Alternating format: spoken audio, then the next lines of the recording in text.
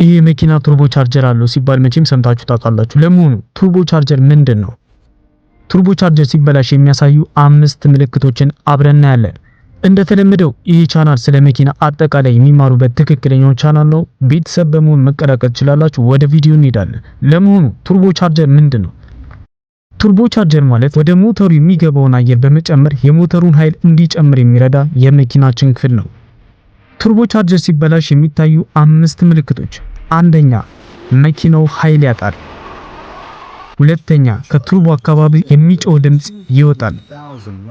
ሶስተኛ፣ ከኤግዞስት ወይም ከጭስ መውጫ አካባቢ ብዙ ጭስ ሊወጣ ይችላል።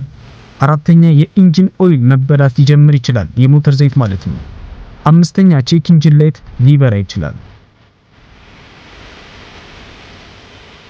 እነዚህ ምልክቶች ቱርቦ ብቻ ናቸው ማለት አይደለም።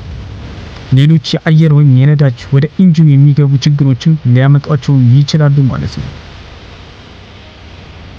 በዛሬው ይህንን ካየን በቀጣይ ቪዲዮ ቱርቦ በፍጥነት እንዲበላሽ የሚያደርጉ 3 ዋና ዋና ነገሮችን እንድንመለከት ከፈለጋችሁ ኮሜንት ላይ ቱርቦ ብላችሁ መጻፋችሁን አትርሱ።